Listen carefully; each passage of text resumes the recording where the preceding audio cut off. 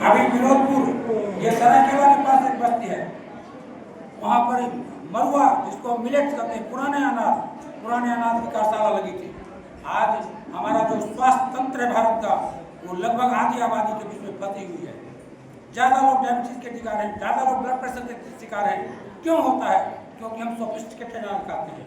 पुराने ज़माने में जब हमारे बाप दादा झोपड़ी में रहते थे तो हम क्या खाते थे? मरुआ खाते थे, समक होता थे, कोदो खाते थे, चना खाते थे, बूट खाते थे।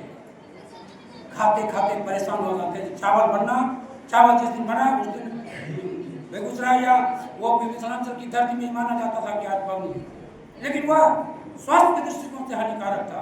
आज मिलेट्स, पुराने अनाज की जो जरूरत है, हम सबको जरूरत है। हरी सब्जी की जरूरत है, पुराने अनाज की जरूरत है। हरी सब्जी क्वेश्चन को देवता इंटरप्रिटेशन की बात करते हैं। आप चले जाएं जमशेदपुर में, जो संताल महिलाएं, जो आदिवासी महिलाएं, जो महिलाएं अचार बना रही है, अगर वो अचार आप खाएं, अगर वो अनाज का आटा खाएं, तो आपके स्वास्थ्य में कभी गिरावट नहीं आएगी। यही उद्यमता है कि हम जरूरत के आधार पर अपने समाज के स्वरूप को मोड़ने का प्रयास करें। अगर आरोग्य संस्कार हमें नहीं रहा तो फिर क्या बचेगा? क्यों यह कार्यशाला है? क्यों यह फूड और न्यूट्रिशन, फूड भोजन न्यूट्रिशन जिसमें विटामिन हो।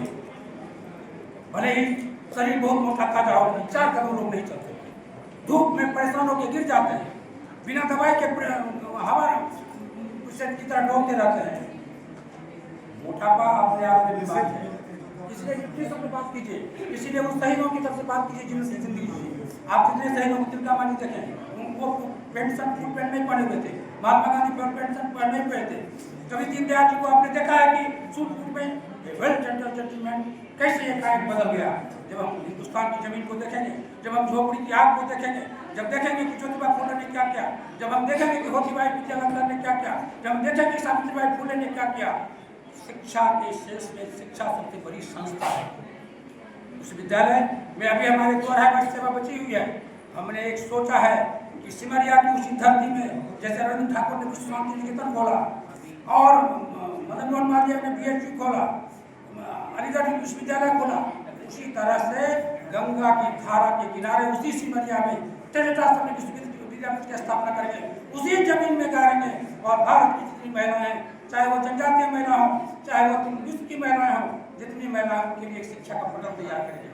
वैसी शिक्षा जिससे उसका जीवन बचे, जिससे उस नए संस्करण आने में कोई दिक्कत नहीं। हमको आधुनिकता से कोई कष्ट नहीं है।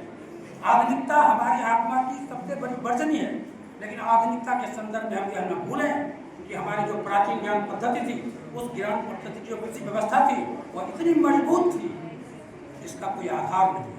उसका जो फूड सिस्टम था वो इतना ज़्यादा अच्छा था कि अगर हम उसको खाते हैं, उसको पीते हैं, अगर उसको आगे बढ़ते हैं। मैं ज़्यादा नहीं कहना चाहता क्योंकि समय भी हो गया है। यह तो दीपक दिनकर जी का प्यार, रंजीत भाई का प्यार, हमारे फारूक साहब, पूरे लोग सब हमको देख रहे हैं, सब हमको जान रहे हैं।